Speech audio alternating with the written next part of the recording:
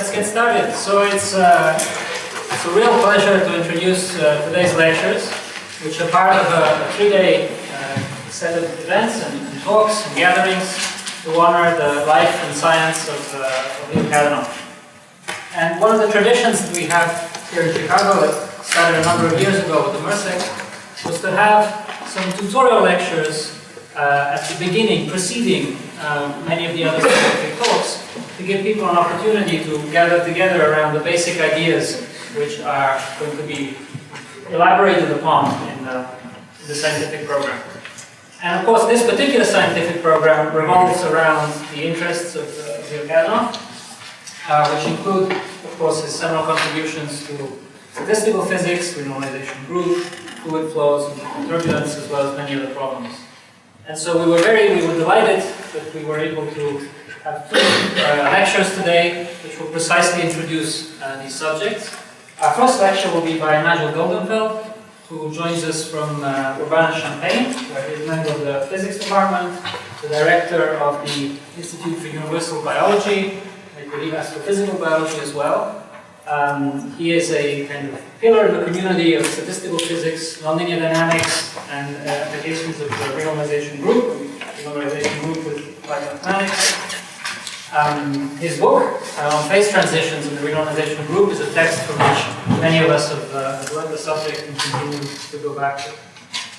He's a long-term friend and collaborator of Leo, and we're really delighted that he agreed to come and tell us about renormalisation.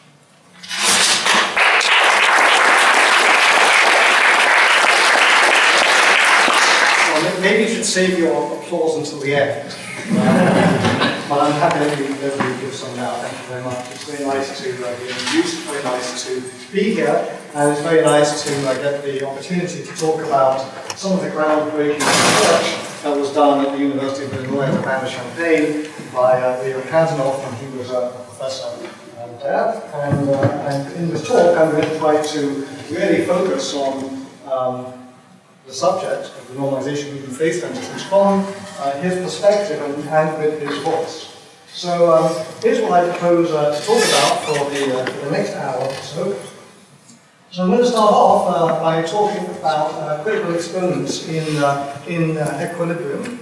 We're going to talk a little bit about the historical background, but not with the thoroughness and depth of application that the subject requires and deserves. I'm going to talk about Leo's great idea. I'm going to talk about the renormalisation group and just the basic idea of that. And then answer a question that I think is the one that I find the most interesting, and the one that I found most perplexing when I was learning this subject. And that was why are critical exponents not given correctly by new field theory? And the answer to that question turns out to be very deep and very generalisable.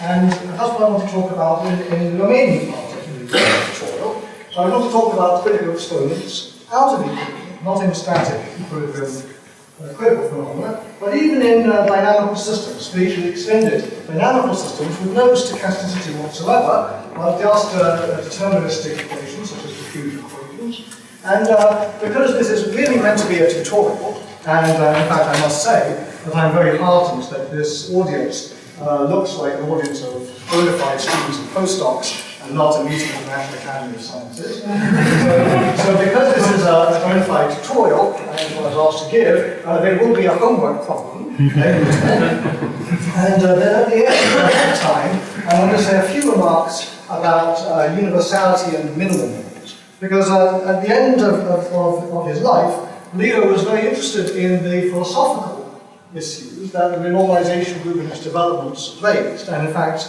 he and I both participated in a number of meetings with philosophers of science who recognised quite correctly that the viewpoints that came out of this little world of critical exponents actually had strong implications for the way that we model nature. And I think those implications are still not realised as widely as they should be, and that's why I want to spend a bit of time on them. And then at the end, to segue into the talk that Gershbeck will give in the second part, I want to talk a little bit about the normalization group and the turbulence problem, and give you a little bit of a sort of roadmap, very general 30,000 foot overview of some of the aspects of that we've been doing at Inver. So that's the plan. So let's start off with our text for today. And our text for today is a paper by Leo Kadanoff and crew from 1967 Reviews of Modern Physics. Now, one of the great things about Leo was his total commitment to teaching and education. And I think all of us who knew him really felt that was something that really inspired him and brought him alive.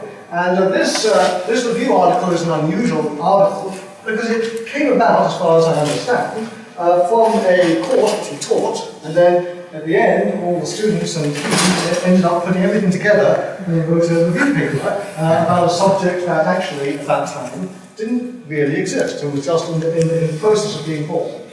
Now, the reason I want to go through this paper at first, and not his more famous earlier paper, is because I want to make the point that this problem of critical experiments really starts off with experiments. Experiments that are very puzzling, and experiments that at the time took a lot of sophistication and ingenuity to really nail down. And I want to give you some appreciation of how difficult that is. Because today you can sort of go to a textbook and find a description of critical experiments as if they're just something that you just measure routinely. But in fact, it should be the case that every time somebody tells you that they've measured a critical experiment, your reaction should be one of disbelief. You should say, I don't believe you. You really have to make it. Now I want to go a little bit through some of the early evidence that people in the middle of the 1960s were really worried about, because those points are still important today. And in thinking about these issues, that's how we're going to be able to segue into the theoretical contributions. So let's start off with this graph. So this is ostensibly a graph of the heat capacity of this material, and this is one of the figures in their paper. And what they're plotting here, as you might expect, is the heat capacity as a function of the T minus Tc on a logarithmic scale, and trying to understand what is the behavior above and below Tc. And these data were quite, one of seven that were discussed in the paper. Now, the thing about these data are that it's very difficult to measure heat capacity experiments. And one of the things I want you to realize is that when you fit a parallel to data, you're looking at the fluctuations about some background. Usually that background is huge. And you have to subtract out that background, and if you don't subtract out that background correctly, it can bias a much smaller signal, which are the fluctuations. Those fluctuations then have to be fit to some kind of scaling law, so that means you have to know what Tc is. You have to know what the critical temperature is, but nobody tells you what that is. You have to try to find it. And the other thing is that you usually have a limited range of scaling. Now, these data here are quite exceptional. There's about 2.5 decades of scaling. I'll show you data in a minute where there's even more. But the range of scaling is something that really was a challenge. And if you don't have a good range of scaling, you will get the wrong answers. Now, the answers actually matter. So let's see another plot from this paper. So this is the heat capacity of another material showing the data above and below Tc, and what you can see here is that there is some range of scaling. Here you can see some kind of straight line behavior. So something breaks down over here, something breaks down over here. So you see a range of data over which scaling occurs. So whenever you see scaling, whenever you see the report of say, critical experiments, you have to ask yourself, where do they begin and where do they end? If the data don't tell you where they begin and end, and those beginning and endings are not sensible, then you may wonder whether the parallel fit is a really genuine one or whether it's not. So what they did in this paper was, at that time, experiments were coming out, people really didn't know how to look at the body of data and see if they were agreeing with theoretical expectations, which were also simultaneously developing. But one of the things that was clear, as they started, as this group started, and others around the world, started to aggregate the data. One thing that became clear was that the critical exponents, in this case alpha and alpha prime above and below TC, these critical exponents were within the ranges that they could be measured, the same for all of these different materials. This was the start of the recognition of the notion of universality. Here's another problem. This is the pressure versus density near a liquid gas critical point, and here's pressure versus density up here. These are the isotherms, this is the liquid state, this is the gas state here. And what's the quantity of interest to measure is the shape of this coexistence curve. So there were data on this, and here's an example of data. These are data from these two materials, all plotted together. And what you find in this case is, again, you get a nice straight line for these different data sets, all with a slope of about 0.34. In this case, over 5 decades of epsilon. Epsilon in this paper is T minus Tc over Tc. It's the relative temperature. So again, what they were doing was trying to see, is it really true that there are power laws in these data? And is it really true that these power laws, we can measure them accurately enough that we can tell, are they different from what we would expect from the field? So here again are the data from a variety of different fluids and aggregated together. They find a sort of best value of about 0.34. There's a slight discrepancy here with the lattice gas, which at that time was not fully understood, but the idea came from these sorts of comparisons analyses of the notion of universality, namely that critical behavior did not depend on the substance that was being investigated. It depended on other things, but not what the particular atoms were. And in fact, later they understood that it didn't even just depend on what the atoms were. Universality meant that the exponents also didn't depend on what the system was. These exponents were the same as what you would get for a ferromagnetic universality class. And so the idea was born of universality, which was that there was something very general about these critical behaviors, critical phenomena, something that really deserved explanation. In one of his books, there's a book of collected papers of Leo's, Order and Chaos. Leo describes the history of his work in this area, and it makes extremely interesting reading. And in particular, he recounts where he first heard about universality. And it wasn't from reading the scientific literature or anything like this. He says that he learned about it first from talking with Polyakov and Migdal in the Dollar Bar in Moscow. And over that conversation, that was kind of he heard about universality, and then it was like a big shock. Because usually, when you measure something to 3 decimal places, you expect that if you measure that same thing on another material, you'll get a different result. The result will depend on what the material is and all the various properties of it. But this seems to be very different. And so it was a big shock. But this was something that needed to be explained. Now, the other thing that they did in this paper was that they tried to estimate the various critical exponents, alpha, beta, gamma, delta, and so on.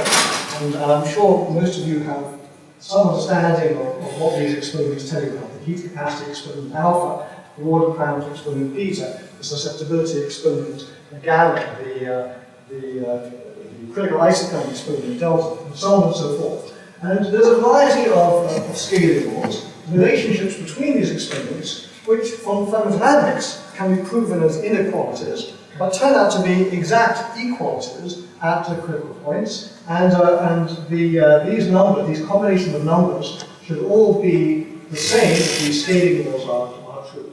And you can see that they're approximately true, but the errors are large. Today we understand these things much better, but then there was just an emerging understanding that these relationships and identities between critical exponents existed, and the question of the day was, where did they come from and what did they mean? Now, the one that, in my view, is perhaps the most interesting of these data is this one here.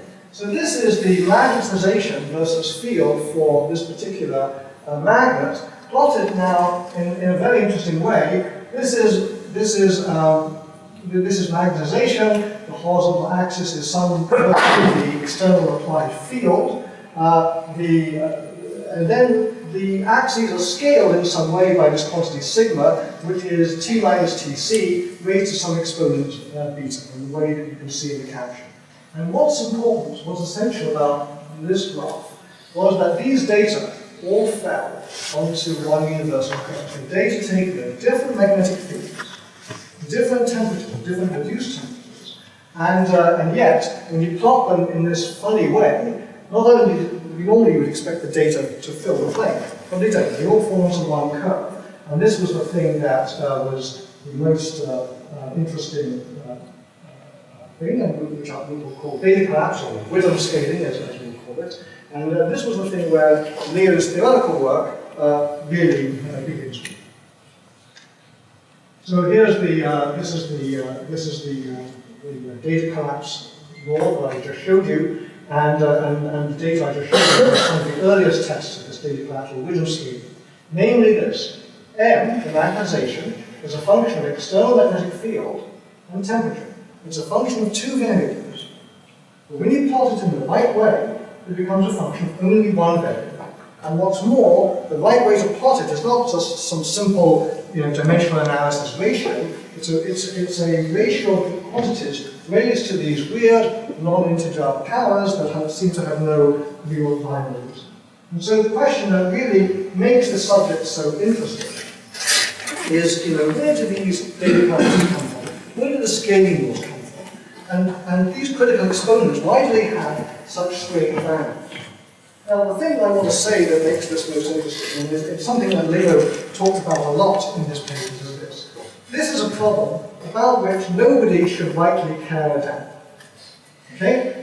We're looking at a point, measure zero in the phase diagram of the system, and we're looking at asymptotic properties of thermodynamic quantities or correlation functions.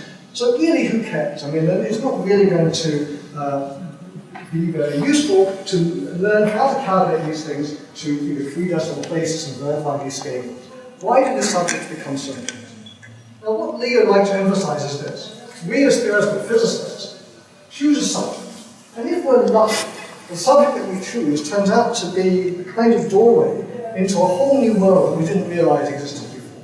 And this is perhaps the best example I know of where that happened. Studying this rather arcane type of problem turned out to be a problem that really illuminated not just condensed matter physics, but high energy physics, and indeed the very way that we think about constructing theories in physics. So it really did open up a window in a way that was completely unanticipated. But the other point I want to make, and we'll see this later on in the talk, is that the values of these critical exponents are very hard to understand. It's not because we care whether it's 0.34 or 0.342 or something like this. What we care about is, why isn't the critical exponent beta equal to 1/2? Because back in the 1930s, Landau came up with a perfectly good, perfectly sensible, common sense explanation of what should happen at second order phase transitions. And his explanation was beautifully simple, carefully asymptotic, carefully generic, described everything, made very reasonable assumptions, and yet this theory definitely disagreed with the data. That's what people spent so much time in the 1960s in doing experiments, doing in London, in England, doing high temperature series expansions, theoretical work, experimental work, all showing that the sensible mean field theory of the type captured by Landau was definitely violated. Now the problem is this: when that was discovered, there was no obvious mechanism by which this violation could actually occur.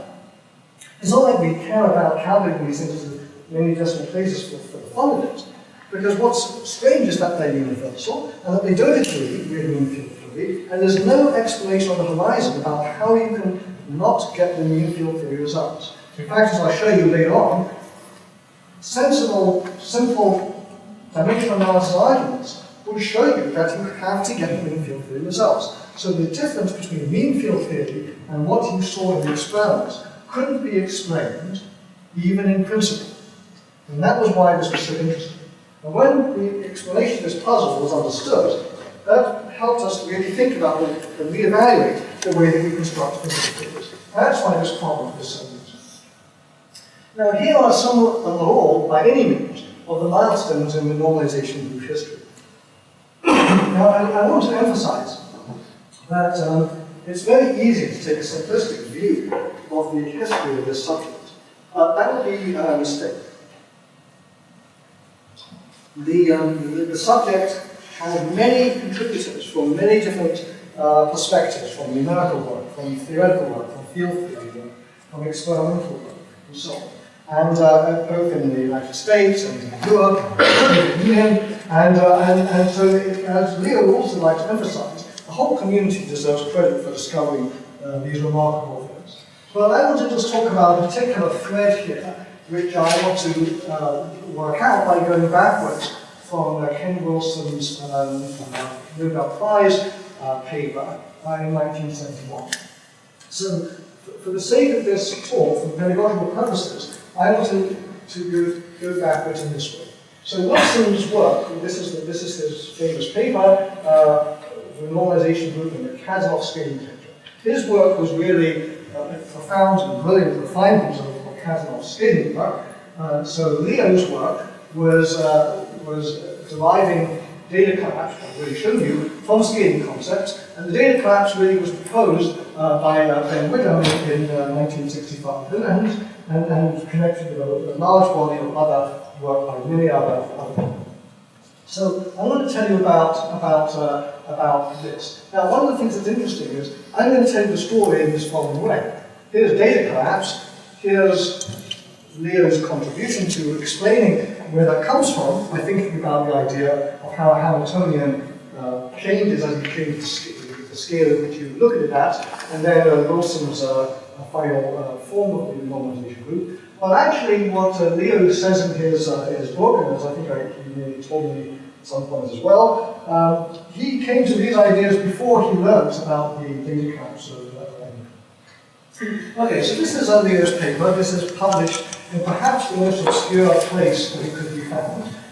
It's a journal that no longer exists, called Physics. I think it ran from maybe a few volumes, two or three volumes. But it had some very nice papers in it, and one of them was this famous one here. So let me just tell you a little bit then about data collapse, because it's important for you to understand this in a bit more detail. So here's two stylized facts about critical phenomena. So the first is the magnetization in the magnet. As you go towards TC, it drops and goes to zero at some critical temperature TC. So that is captured by this equation here. As T tends to TC asymptotically, the M scales the reduced temperature to the Cannon beta. Then the second stylized fact is this. Here's the external magnetic field, this is the temperature plane here, this is TC, and at this point here, this is where TC occurs, we look at the susceptibility. Now usually in a physical system, if I have a perturbation, I apply an external magnetic field, I would expect that the response of the system would, if the perturbation is small, be linear. Okay? That's basically Curie-Weiss. Well, that breaks down, that linear response breaks down at the critical point, and in fact at the critical point, M is not proportional to H, but it's proportional to a count H to the 1 over delta. So these are two stylized facts. This is true as T goes to TC, this is true at TC for small H. And what Whittam points out is that these formulae follow from this formula here, a kind of similarity formula, and it's this. M is a function of reduced temperature, and H is going to be a function of two variables, is in fact a function of one variable, and there's a prefactor that sets the scale of T to the power beta, and then this strange non-analytic combination of H and T raised to an exponent called the gap exponent. And this function, f sub n, is a scaling function, and it turns out to be universal. So let me just show you teach you a little bit of how that works. So what I want to show you is how this formula captures both of those stylized factors. So what we do is we say, let's have a look at this formula here. Let's ask what would have to be the asymptotic properties of this scaling function. So the first thing is that if h is equal to 0, so the argument of the scaling function is itself 0, then the magnetization should scale as t to beta, and so f for z equals 0 has to be just for a constant. Now, what happens when h is non-zero? So when h is non-zero, the argument of this function, let's call it z, is going to be non-zero. And now if we're going to ask about what happens at a critical regime, then we're looking at h being non-zero and little t going to 0, the temperature going to Tc. Now, the argument of this function is then going to diverge, and the prefactor here is going to go to 0. And so that's going to be a disaster, unless it so happens that the temperature dependence outside and the temperature dependence inside cancel out. And the only way they can cancel out is if this function f is itself a parallel function, and that function has to be this function, z to the 1 over delta, in order that we recover the breakdown of linear response theory at the critical isotope. And so in that way we find out that the gap exponent, this capital delta, is in fact related to the order parameter exponent beta and the linear response theory isotope exponent little delta. So these data graphs formulated, when you go into them in more detail, connect the scaling of correlation functions with the thermodynamics of the critical. And in fact, Leo's paper goes into that in some detail. Here's modern data showing exactly this data collapse. These are different materials. One of them is, some of them are not even ferromagnets, but they are in the same universality class as a ferromagnet, and there's a beautiful data. So let's talk about Leo's great idea. Leo wanted to understand these facts, and his idea was that we would start thinking about statistical mechanics one scale at a time. So usually when you do statistical mechanics, okay, you go to a statistical mechanics course, and the professor says, okay, here's a Hamiltonian, calculate the partition function. So you just calculate the partition function, you do an integral, and you get reality. Okay? And you just have to be good at doing integrals in order to get that to work. What Leo realized was that actually we should do this not all in one go, but sequentially, one scale at a time. And that sort of is how we think about statistical mechanics. You go one length scale at a time, one Fourier component at a time, if you will, and you go you gradually and you look at how does the Hamiltonian change as you look at the system on different length scales. And that way of thinking about statistical mechanics, one length scale at a time, not all at once, was his great idea. So here's the block spin construction. So this is the Ising model, this is the lattice, so there's the plots here. And what Leo wanted to do was arrange the system into these cells. And then the question he wanted to ask was this: if I know the Hamiltonian that describes the spins of the microscopic lattice scale, over here, what is the Hamiltonian that describes the way that these larger organizations, these cells, how do they interact? And the bottom line is that by thinking about this, he was able to derive the homogeneous functions, the scaling laws that I showed you so far. So let's roughly see how he approached that. So this is from his paper. So what he's trying to do here is work out what is the effective Hamiltonian for the cells and how do they interact, given that we know that the microscopic spins are interacting through the Ising model Hamiltonian. Now, the thing about this is that what he assumed was that the block spin Hamiltonian, these cells that are called block spins after Candle, these block spins, he assumed that they were the same functional form as the Hamiltonian of the underlying spins. So you start up with Ising spins with some particular Hamiltonian, then you group them together into cells, then you ask how do those cells interact, and his assertion was that the cells interact with the same Hamiltonian but with different parameters than the original microscopic Hamiltonian.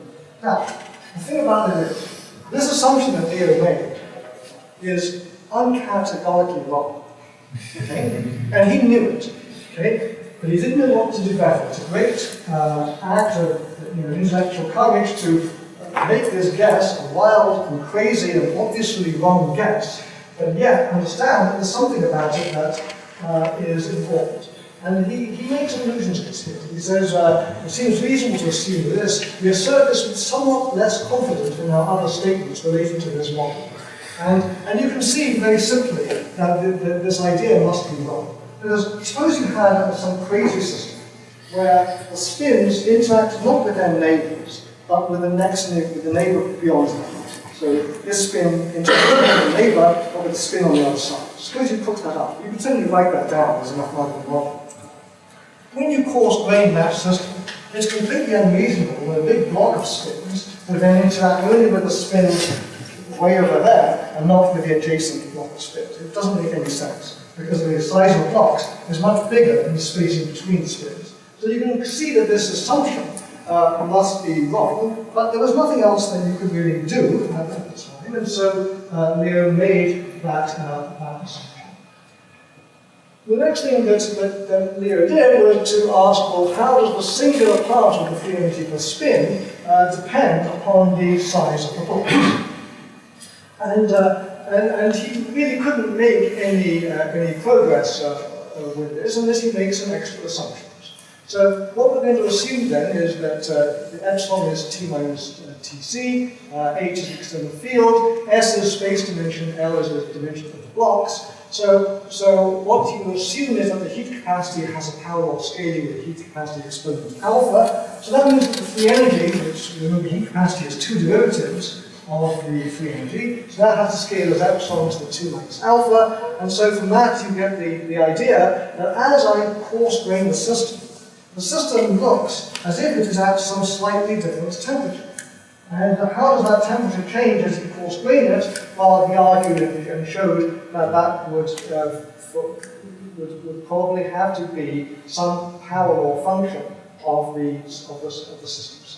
And so you have to assume that the parallel scaling of the thermodynamics translates into a parallel scaling of the effective temperature and indeed the effective magnetic field experienced by a block spin. So here's the free energy as a function of T and H. This is the free energy per spin. So it has dimensions with an L to the minus D there. L is the dimension of the blocks. There's two exponents, which we'll call YT and YH, that tell you how the temperature and the external field scale as you change the scale of your blocks. And then what you can do is, once you've established this fact here from the argument that we made, you just choose the block size in this particular way, so that this first variable becomes equal to 1, and then the result is that your free energy has to be the functional form of a homogeneous function as in Renormalisation scheme. So this is really how this came about, and the important feature that came out of this was that of all the critical exponents that you had, only two of them are independent. So these numbers y sub t and y sub h, those are the only two things you need. All the scaling laws, all the data caps, all of these follows just from these simple assumptions. Now, this paper explains the phenomenology, at least gives you some idea as to where the phenomenology comes from. But it doesn't tell you how to calculate it. It doesn't tell you where these assumptions come from. And that really was the contribution that came later from Ken Wilson. And what Wilson said was this: let's not assume that the block spin Hamiltonian is identical to the Hamiltonian of the underlying spins.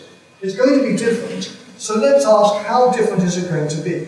And let's then ask what happens if we keep iterating, keep coarse-graining, scale by scale by scale. How does that transformation change? And what was the great insight that Wilson had is that as you iterate that transformation, eventually you get to some, well, you don't have to, but eventually if you get to some fixed point where that transformation stops changing, that fixed point has physical significance. And the linear stability, the linear eigenvalues describing how trajectories approach that fixed point turn out to be related to the critical exponents. And so you can calculate the critical exponents. So this picture of taking Kardashev block spin construction We're not just doing it once, by doing it many, many times. And then transforming the problem into a problem of looking at Hamiltonians as a dynamical system, and looking at a dynamical system in a Hamiltonian space, and then seeing where those projectors go. That picture was one that enabled us to have a complete understanding. So I want to give you a very simple example of normalization, how we can do this. And I want to just walk you through, very quickly, how we calculate critical exponents by calculating how a Hamiltonian changes with scale. Now, Hamiltonians change with scale. Hamiltonians are defined in the space of the local operators that describe the different types of couplings that can be, the different kinds of interactions that can be present. So I'm going to show you a very simple example that Leo Kasdorf and Humphrey Marlis wrote up in the American Journal of Physics in the middle 1970s. I'm just going to rush you through the way that they try to explain this in a form suitable for undergraduates. So this is the picture. This is an Ising model in one dimension, and each of these points here is supposed to be a spin coupled in the usual ferromagnetic way. And then what they say is, well, let's write out the Hamiltonian in this form, put them together to calculate the partition function like this. And then what they say is, well, here's sigma 2, so spin number 2. It appears here and here, and nowhere else. And so we can integrate out spin 2. We can do the partial trace over spin 2, keeping the configurations of all the other spins constant. And so if you do that, now you have a partition function that now involves sigma 1, sigma 3, sigma 4, sigma 5, and then you keep doing this on all of the white matter sites like this, integrating them out to get some kind of effective partition function. So here's the partition function. Now, after you've done that, and now the only remaining degrees of freedom are sigma 1, sigma 3, sigma 5, sigma 7, and so on, all the odd numbers. So you've thinned the number of degrees of freedom.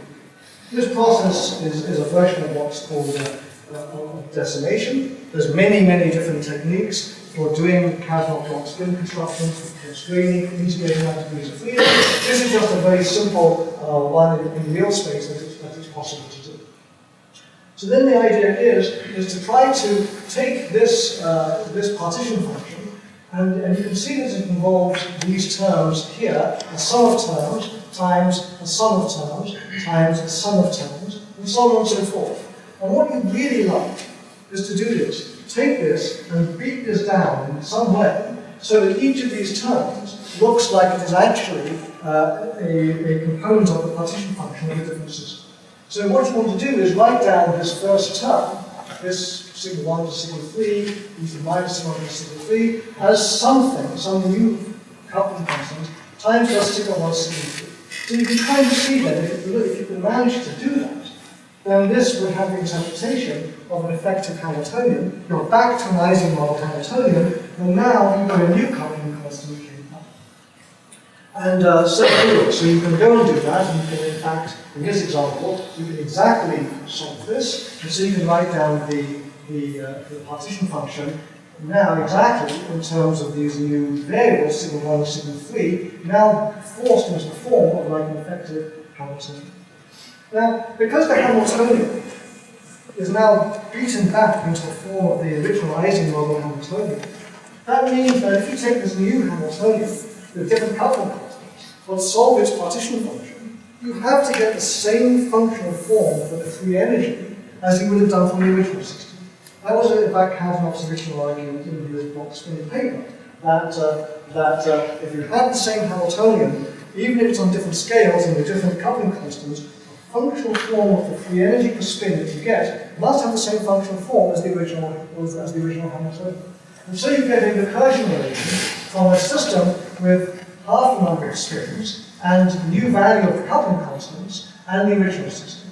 And this is what's known as a normalization recursion relation. It explicitly tells you when you coarse grain the system how the coupling constants change. And you can work out from this then how the free energy per spin transforms, and the answer is given by this formula. So that's the recursion relation. Now, if you ask yourself, if I start off with some value of the coupling constant and then keep iterating this process, where do I end up? So that gives you a flow, and this is the flow shown here. K starts off, K is J over KT, so this is high temperature, this is low temperature. So basically all this flows like this, nothing very interesting happens. But if you do this in 2 dimensions, then what you find is that there is a critical value where the flows go out of it in the way that I've shown you here, with rather marks and casual to you. In a one-dimensionalizing model, there's no longer any order for short-range interactions at non-zero temperatures, but in 2-dimensionalizing models there is, and so this thing here corresponds, this critical value of the coupling constant corresponds to the critical temperature of the 2-dimensionalizing. So there's no phase transition for the 1 dimension, but there is a phase transition of J over KT, and that says that as I keep iterating the system, I eventually flow away from this unstable fixed point here, and the way in which you flow tells you about the critical exponents. And why does it do that?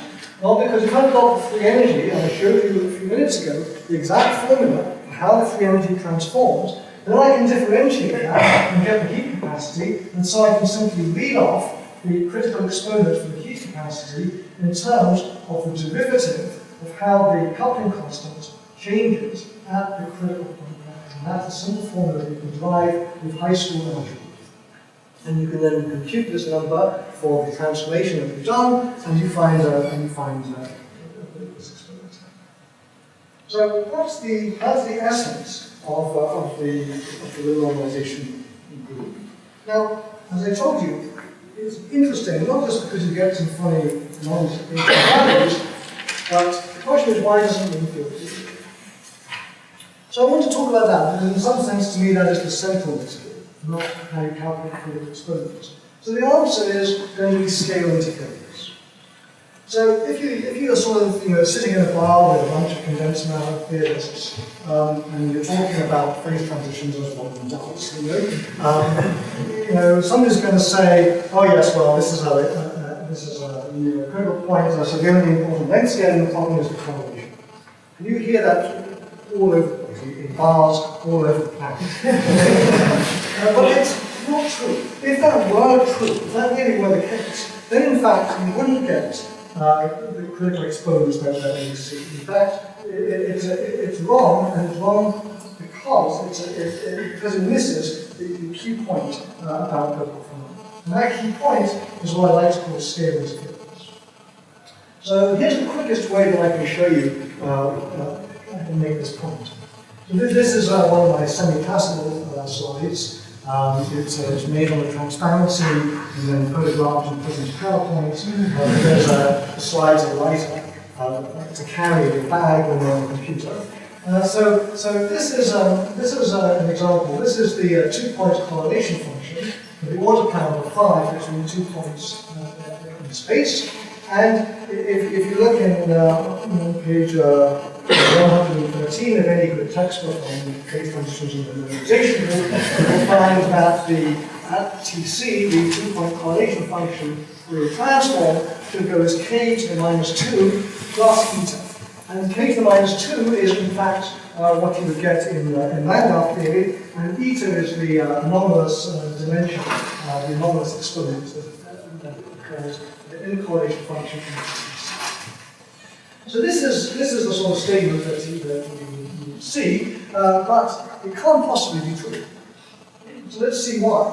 So what you do is you can work out the dimension of the order parameter, and the simplest way to do that is simply to say that if I have my term in the Landau theory system. So this is the gradient term. This thing has to be dimensionless. So what dimensions must the order parameter have in order for this thing to be dimensionless? So the answer is it has to be length to the power 1 minus d over 2. D is now the spatial dimension. So when you do that, when you take the Fourier transform, what you find is that G has to be length squared. Okay, so k to the minus 2, of course, satisfies that, but k to the minus 2 plus eta doesn't satisfy that. So that's a problem. But the mystery is resolved because what happens is you have to include the lattice spacing n. Okay? The microscopic cutoff, the ultraviolet cutoff, the microscopic spacing between the slit, the lattice spacing, is important. Okay? You would say the spacing is 2 angstroms, and the correlation length is 100 miles. How can 1 angstrom be important when the correlation length is 100 miles? Okay? The answer is, it is important. You can't neglect it, because everything in this problem is non-analytic. And just because a variable is small in a formula doesn't mean that it can be neglected. There's a difference between taking an asymptotic limit and approaching this asymptotic limit. And that distinction is critical here. So what happens, in fact, is that this is resolved because the lattice spacing is important. It still exists, and it comes in a singular way into this two-point correlation function at Tc, and it comes in a way to balance off this k to eta in such a way that the system obeys dimensional analysis. These things were originally called anomalous dimensions, as if suddenly dimensional analysis, the laws of dimensional analysis, had been repealed. You can't, okay, you always have to have dimensional analysis, and you have to understand why. So basically, the system in space remembers the existence of a microscopic ultraviolet cutoff. And that's very surprising and very counterintuitive. But this isn't the only problem that this happens. There's many other problems, particularly in hydrodynamics, elasticity theory, and electromagnetics, where this happens. And this just happens to be the statistical physics version of the problem that was first came to the community's attention. So to make this point, to make the point that what's really important about critical phenomena is not the statistical mechanics, it's this strange, counterintuitive scale interference. Once you understand that, you might ask the following question. If this can happen in equilibrium statistical mechanics, can it happen in other systems too? Can it happen in non-equilibrium statistical mechanics? Can it happen in differential equations, where there's no partition function, no probability theory, nothing stochastic at all? Well, the answer is yes, absolutely. And so I want to next talk a little bit about that. Now, the first class of problems where this was really studied in physics, to my knowledge, was not in phase transitions, but it was in problems arising in fluid mechanics. And I learned about this stuff because I stumbled into this area when in the early 1980s, we were studying the whole community.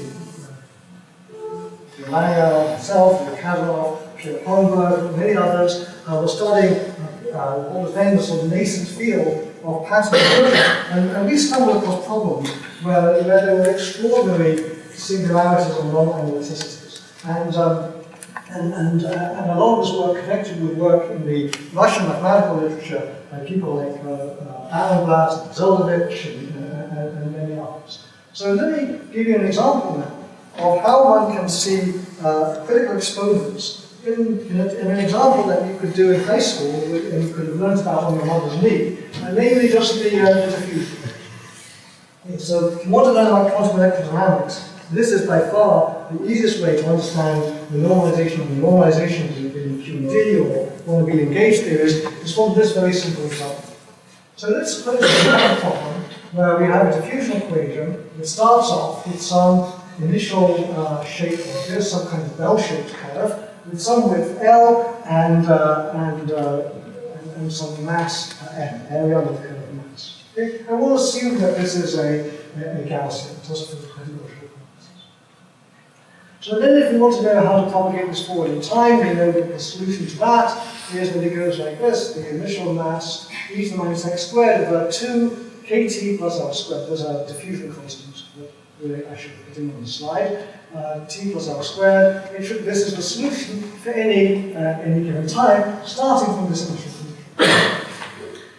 want to ask what is the long-time behavior of the system, what I do is I keep L fixed, I send t goes to infinity, and then what I get is the solution here, which you all recognize as the solution from the source. And indeed, if I take this solution here, keep time fixed, and send L to 0, this solution becomes, again, exactly the same thing here. So these two limits give you the same result, and so we say that the long-time behavior, the long-time attractive of the system, is in fact given by the solution to a degenerate initial condition. The solution where the width of the initial condition L has gone to 0, in other words, what's called a similarity solution.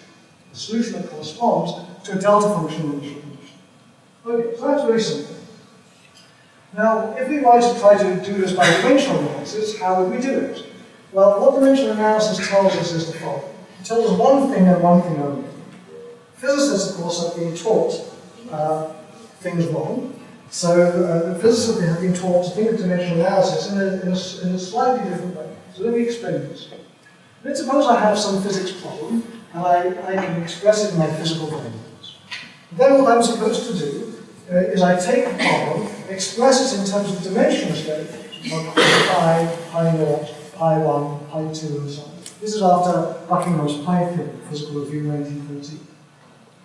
Then I can write down the solution in terms of these dimensionless variables, pi as a function of all of these other dimensionless variables. And what Buckingham's pi theorem says is the following. It's a kind of group theoretic statement. It says a dimensionless function can only be a function of other dimensionless functions. So this statement is useful because a little a in here, the number of these dimensionless groups, is frequently less than the original number of variables in the problem, and so it gives it some kind of simplification. Now, the thing that we're interested in is what happens when one of those variables is small. So, for example, you might be told that you're trying to look at some experiment, some characteristic dimension of some apparatus, and the radius of the moon is somehow under consideration in this problem, and so the ratio of those two is very, very small, and so we can pretend it's equal to 0, just cross this variable out, replace it by 0, and now I've got a function that depends on one less degree. And so that's good, because we want to make the number of degrees of freedom as small as possible. And it makes sense that if the characteristic dimension of the apparatus is very much smaller than the radius of the moon, we can neglect it, set it equal to 0. So in the case of the diffusion equation, these are the dimensionless groups that you have. You have the ratio of the initial width divided by dt, the diffusion constant times time. You have the space divided by the square root of dt, and then the function that you actually want to solve, the thing that's diffusing, u, divided by the mass times the square root of dt. So those are the dimensionless groups, and then what this pi theorem tells you is that this variable has to be a function of these two. Now, what we saw was that we're interested in the long-time behavior of the system, and so what we do then is we're interested in the long-time behavior, or equivalently, the time-fixed behavior but the small L behavior. Both of those correspond to setting pi 0 going to be 0. And let's set it equal to 0, and then you get u as just a function of just this one variable over here. And then you can solve an ordinary differential equation for f, which is much easier than solving a partial differential equation, and in that way you can recover the Gaussian solution. Now, that common sense asymptotics doesn't always work. Here's one way that it can break down. Suppose it were the case that in the variable pi 0, as it goes to 0, it is inside the scaling function g in combination like this. Pi 1 over pi 0 to some power, let's call it alpha 1. Pi 2 over pi 0 to another power, let's call it alpha 2. And there's a front factor of pi 0 to the power alpha. Then as I take the limit, pi 0 goes to 0, that limit isn't well defined. It doesn't exist. And this is the case that we have in the critical phenomenon. This is called by the Russian intermediate asymptotics of the second kind. So let's see what happens in this problem. Here we start off with the diffusion equation.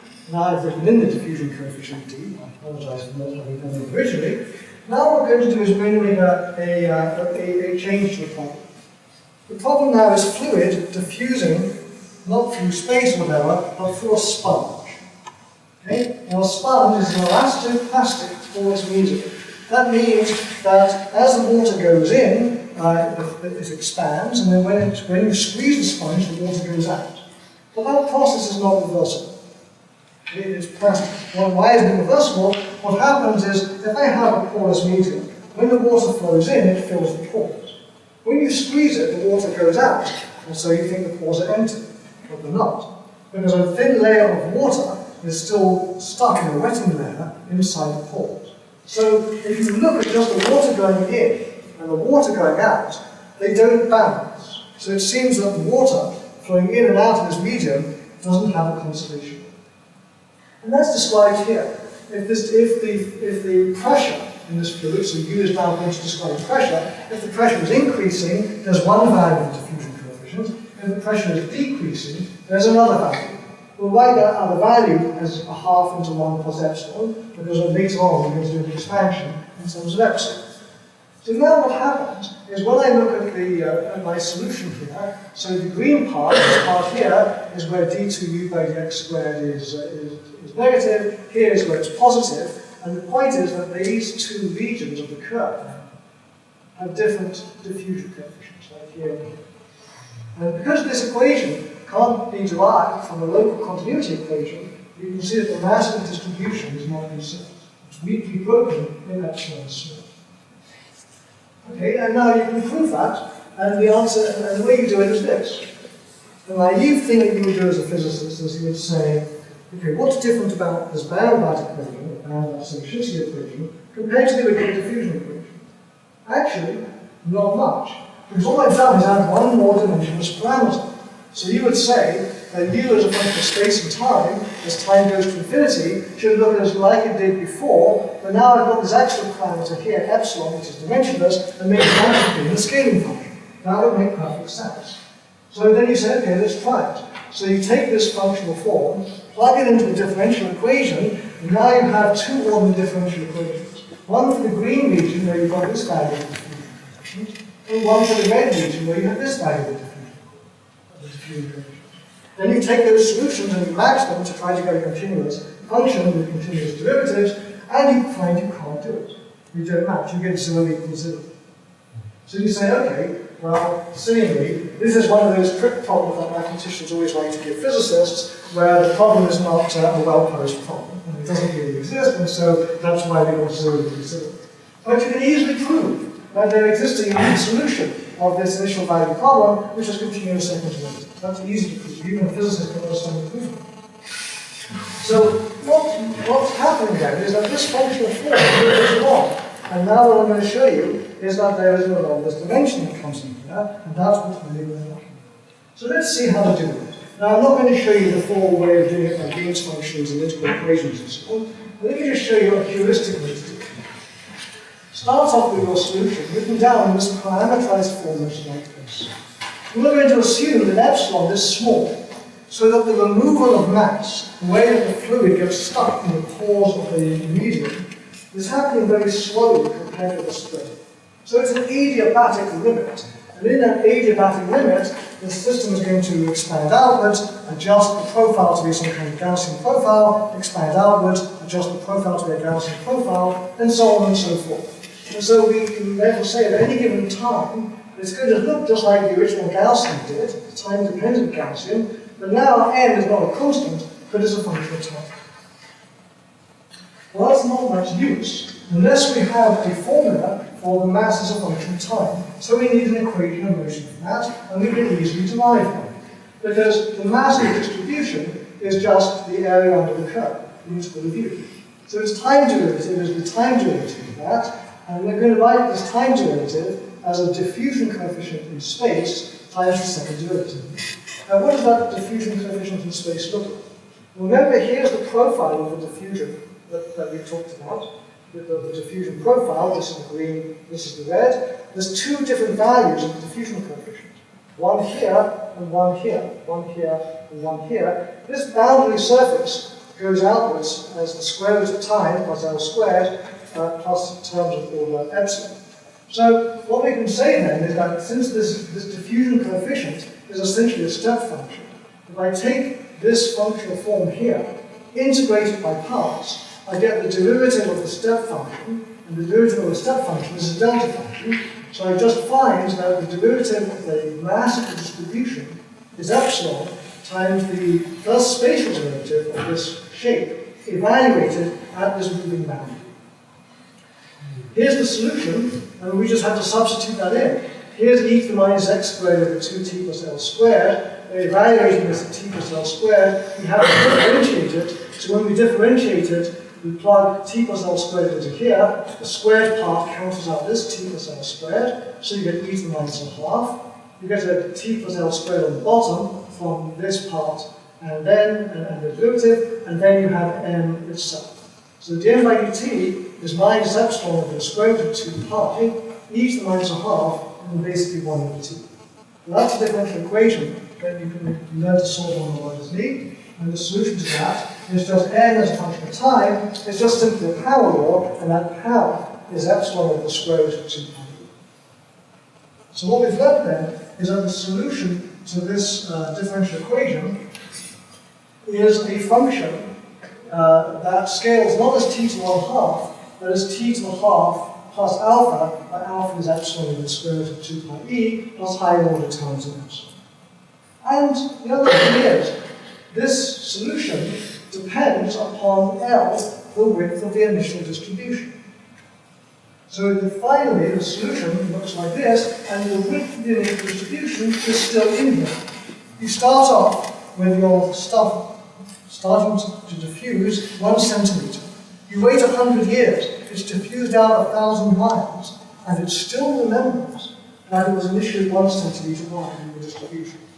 Just like in critical phenomena in space, the correlation length grew to 1,000,000 miles, and you still remember the angstrom spacing of the spin, as the ultraviolet cutoff in space. This is the normalization in time.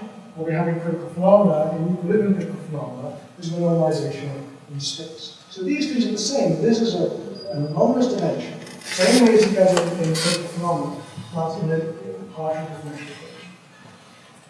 So here's a homework problem for you. Let's have a look at the propagation of turbulence.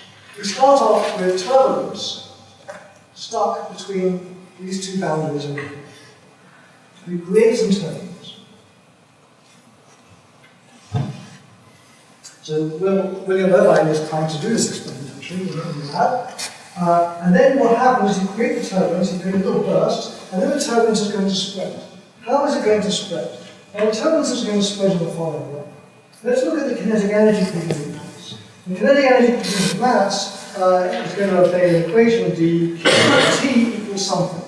Well, the first thing that is going to happen is it's going to lose kinetic energy, so there's going to be a mean rate of turbulent energy dissipation per unit mass. If this problem had no spatial dependence whatsoever, this would be the only term in it, and you would be able to write that term down by Kolmogorov 41. I'm assuming that viscosity doesn't enter the equation, but you can write down the formula so that it. Well, this problem is spatially dependent, and so there's a term here, which is the energy diffusion coefficient times the weighting to the energy. This is the just fixed law. And this whole thing is a moving boundary problem. It has to be done within the regime where the turbulence actually exists. So Z is in the regime H minus H to plus H. That's the size, the extent of this turbulent energy. Any further information on the theory of turbulence, it's hard to make any progress. Well, we can use Kolmogorov's similarity hypothesis. So Kolmogorov said the following. Who knows how turbulence works? But one thing we can say is this. When you have some turbulent eddy, whatever a turbulent eddy is, it breaks down into smaller and smaller eddies. How do those smaller and smaller eddies break down? They break down into smaller and smaller and smaller eddies. Your metaphor for this might be a machine that's falling apart and running down, and pieces are flying out and falling out all over the place. But you'd be wrong to think of that as the metaphor, because that process implies a dissipative. But Kolmogorov and Richardson's insight was that this spinning out of eddies that turbulence does is a Hamiltonian process. This isn't a failure mode of the system. This is how energy is transported from scale to scale, eventually getting down to the level where molecular viscosity is required. So then they said, well, if that's the case, Then the only thing that matters should not be the viscosity. All the other variables in the problem might be there, but not the viscosity, because this process is inherently Hamiltonian. So that says that the only way I can construct the energy diffusion coefficient, all I've got is the eddy size L and the kinetic energy itself. So this has to go as L times the square root of Q. And the rate of dissipation has to go as Q to the 3/2. This is the famous U cubed term in terms. U cubed. This is the way energy is transported from scale to scale. So once you have that, when you plug that into the differential equation, this is originally a diffusion equation. Now, because of this L dependence, this becomes a non-linear diffusion equation. dq by dt goes as the derivative of q to the half times dz by dq. So this now is a diffusion equation with a strange nonlinearity. Here's your homework problem. Take this equation. So here's the dissipation term, epsilon. This is the non-dissipation term. Throw away the dissipation terms. Okay? Solve the equation. Okay? Find the similarity solution. How does the distance divided by the front scale with time? Usually, you think of diffusion, distance goes like the square root of time. Okay? What's the corresponding law here? That's homework problem 1. Homework problem 2 is this. Now, make epsilon small and include this term. Then, what happens? So you can either use the heuristic technique I showed you in this slide, or if you're really clever, you can use Green's fundamental equation techniques. This dissipation term, this term here, these two terms, have an exact conservation law. This term breaks the conservation law, just like the fluid getting stuck in the pores of the rock broke the conservation law of the conservation of fluid flow. So then you can ask, how does the scaling law in this part, how is in the beginning, how does it change by the presence of the dissipation? So here's the answer. So the scaling law goes as t to the 2/3, and if you compute it, you find that it goes as t to the 2/3 minus epsilon and something else. So that's your homework problem. I'm not going to grade it, but you're working for it. I want to end by talking about the universality and minimal models. Why was all this stuff, this whole business of developing renormalisation, why is it important? So let's think about how we model nature. So here's an example. This is polymers. So this is a chemist's view of polymers. Here's the atoms that make up. Okay, that's fine. Here's a computational biologist view of polymers. This is, say, from Klaus Schulten's speakers in Illinois, where they do very esoteric, beautiful calculations on the behavior of proteins and other biological systems. They're defined as beta sheets and alpha helices and reaction sites and such. This is how a computational biologist thinks of them. This is how a theoretical physicist thinks. Matter is just blobby stuff, and polymer matter is just long stringy spaghetti. And the question that physicists want to ask are different from the questions that chemists and biological physicists want to ask. Chemists want to ask about chemical bonding and reactions. This mode of description, this rapid description, is the one that's appropriate. Biologists want to understand the large-scale motions, the folding, the elasticity of biopolymers. This is the right level of description. Physicists want to ask questions like, what are the thermodynamics of polymer solutions? How does light scatter from polymers? How do polymers flow? What are their rheological properties? These levels of description, these ways of thinking about things, are appropriate for the different things. And physics is successful because we ask simple questions for which these simple levels of description are accurate. So there's something more in color here. So let me skip this slide. So here's what I want to show you. Suppose I were to ask for the following question. Tell me, what is the osmotic pressure of a polymer solution as a function of its concentration and as a function of its temperature? The first thing you say, well, which polymer do you mean? Do you mean the polyphenol siloxane? Do you mean polyethylene? Do you mean DNA? Do you mean RNA? What do you mean? The answer is, oh no, I'm not going to tell you that. Well, it turns out you can answer that question with no adjustable parameters. Okay? So here's the osmotic pressure, plotted in a particular way as a function of concentration, normalized by some particular concentration, which is calculated in the theory. This is a theory, this is a calculation, the normalization calculation done by Ota and Euler in 1982. And these are data from Pierre Wilsius and Co. from her labs, and the data without any adjustment parameters fall onto a universal curve. Just like we saw the universal curve for the thermodynamics of a magnet, the Widom scaling that got carried off and others started on the normalization group. These universalities and these universal functions occur in all realms, all realms of physics. Now the point about this is this. You don't need to know what the stuff is to do this calculation. So it behooves you to ask in any physical problem, what can I learn about the problem that doesn't depend on what the stuff is made of? And then what are the things that depend on the idiosyncratic properties of the material? And that's what we've learned from this whole business about understanding critical points and critical exponents, is that there are well-defined questions that you can ask, which are important questions, and which don't depend on details. That doesn't mean that they're the only questions that are interesting, because they're not. But you have to understand those first if you want to understand them. So, I really should finish. So I'm going to skip the last part of the talk. So let me show you my conclusion slide. This is my conclusion slide. This is Leo, as I, and many of us here, like to think of him in teaching mode, teaching us about phase transitions and turbulence, teaching us how to think in very simple ways about problems that are very complex. So anyway, I hope this tutorial, simple tutorial, has given you at least some flavour of why this problem is interesting and why it grew into this enormous field of science that really was incredibly influential. So thank you very much.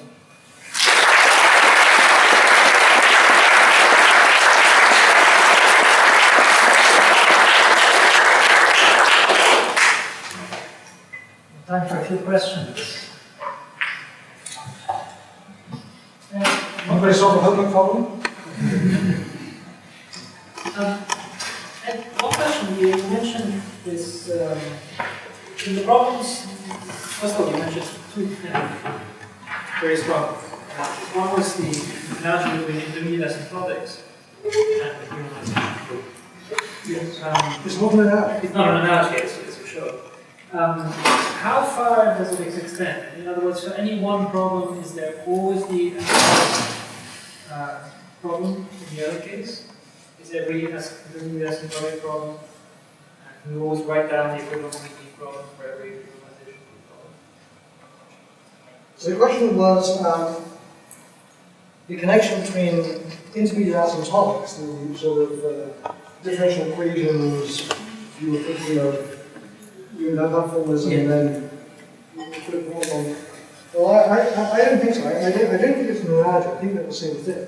I mean, if you had to ask me what did we really at the end of it learn about renormalization, it's this. It's not a statement, it's a statement about physics.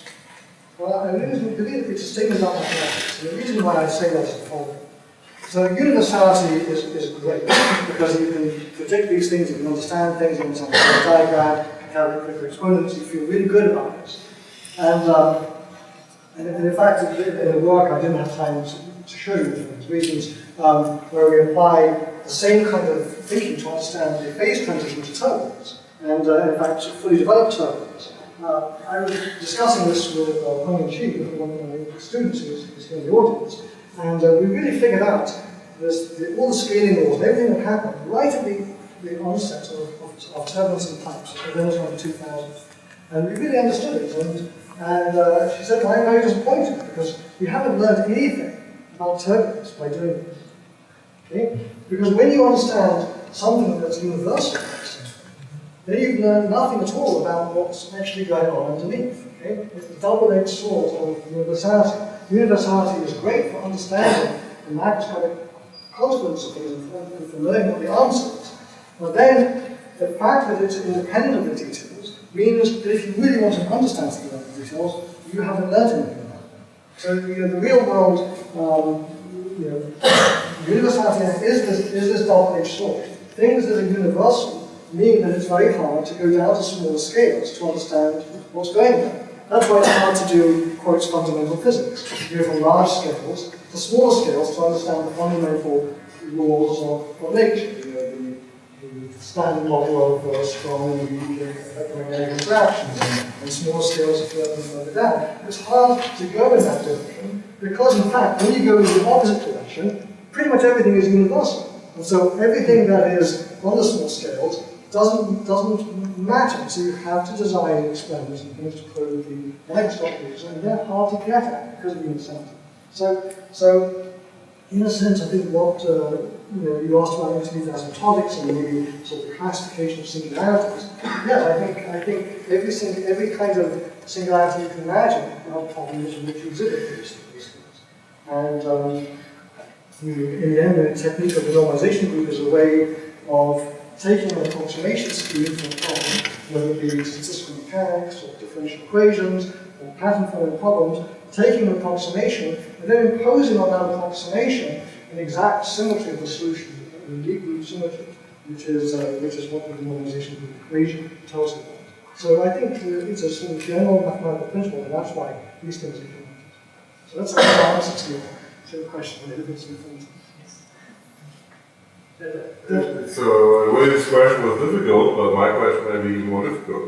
So renormalization phase. You speak next. Renormalization group and phase transition, I think, is one of the greatest intellectual achievements of mankind. I think that's wonderful.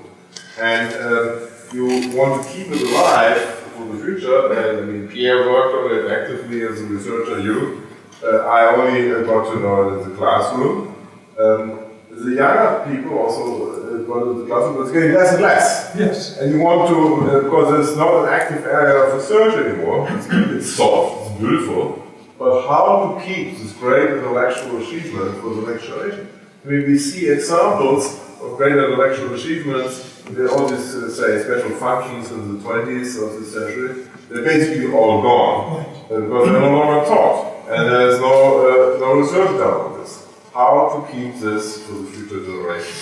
It's a really good question, and I thought a lot about this point too. And I think the answer is really what I talked about at the end of this tutorial.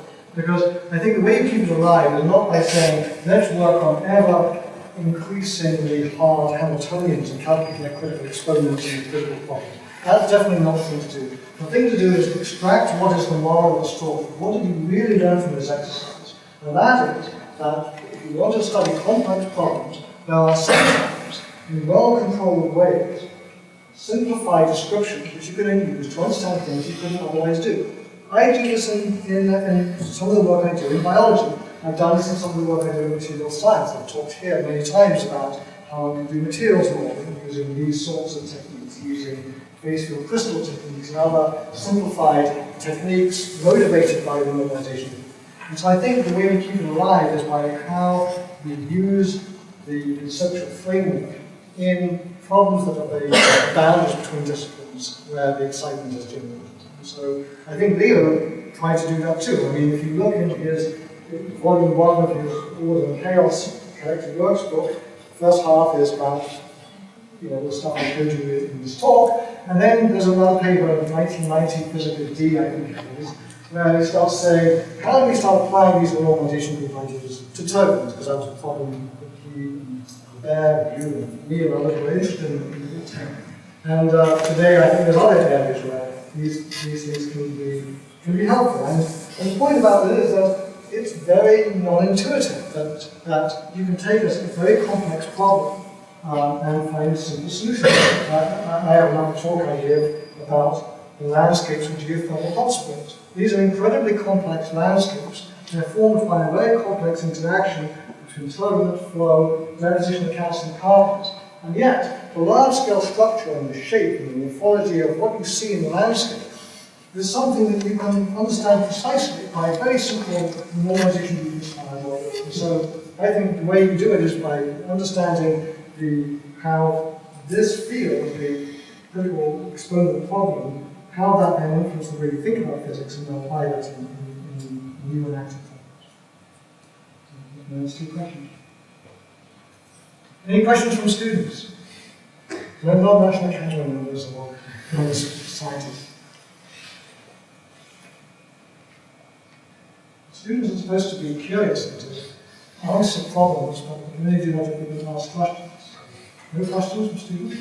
I have a question for the Renormalisation. You talked about that. For instance, one neighborhood I read into the one.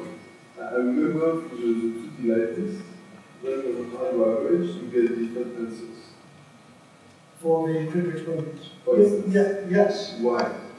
So the question was, if I say take a 2D lattice and I do different averaging, I can get different answers, and that's true. And let me give you an example of that. Let's suppose I have a system which had anti-paramagnetic couplings, and I had a system of paramagnetic couplings. If I was very naive, I would just say I can coarse grain both in the same way, and they'll both end up in the same vicinity. In fact, in zero field, they are. But in non-zero field, they have different behavior and different excitation styles. So the point of the renormalization group is not that it's an automatic machinery that you just shut your eyes, turn off your brain, and think. You have to understand, am I doing the appropriate coarse graining, taking into account what is the proper order process? In one case it's say magnetization, in another case it's staggered magnetization, and things like this. So it does require thinking. So you have to, there's an art, I suppose, in terms of how you think about how you manage. That's just a sort of real space for me. There's more robust technical ways to do the coarse graining, which are less heuristic, less phenomenological, which are sometimes more so that's the kind of answer to that question. A good question. Yeah. What about systems without this lattice translational symmetry, like in the network, for example? So, yes, because the question was, do you have to have a periodic lattice in order to do a renormalization? No, we don't. There's papers where people look at systems on networks or on technology. Usually the ones where people can do something exact are ones where you have some kind of order, maybe a scale symmetry or a distribution symmetry. If you don't, then it's harder. It's harder to do. Maybe you have to do numerical methods in order to find out what's going on, or you have to do some homogenization to turn the system into something effectively translational. People do that in thermodynamics, for example, So that's a sort of technical question. How do you do the analogy? Could you say a little bit about how you're applying these ideas in biology? The question is, how do we apply these ideas in biology? I'll say a little bit about this, but I don't want to go on for another panel.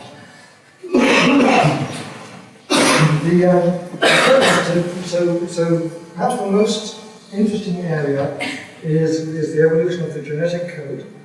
So the genetic code is the map that tells the ribosome how to read triplets of bases and produce amino acids that are supposed to get to new proteins.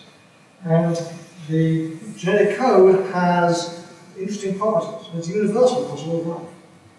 And it is optimal in terms of minimizing errors. If you try to, if you imagine there's been a mutation, you misread the genetic code, you get the wrong amino acid. The amino acid you get is going to have very, very similar properties to the one you should have had. It's remarkably robust in that way. In fact, it's about the best you could possibly imagine. So an intelligent designer creating the genetic code couldn't come up with the one that we have to measure. So the question is, how did it get that way? And how did life evolve the translation machinery in 500 million years or 3/4 billion years? Very short period of time. And nobody has really thought about how to answer that, but what we did was we tried to make minimal dynamical systems models of the evolution of the genetic code. We figured out how the code can evolve, it can co-evolve along with the complexity of organisms.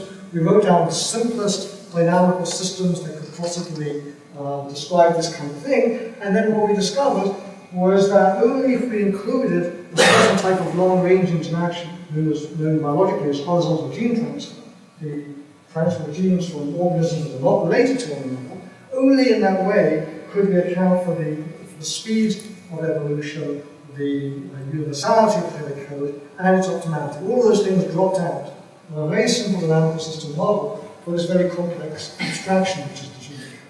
So that's an example where, because we know that this sort of thing is possible, you can go and try this kind of modeling, and it doesn't always work. For example, if you ask me why are the 20 amino acids used by life, I have no idea. I can't tell you why Tc of my ECO, the high temperature superconductor, is 93 Kelvin. I don't know how to compute that either. I can tell you the critical exponents, but I can't tell you Tc.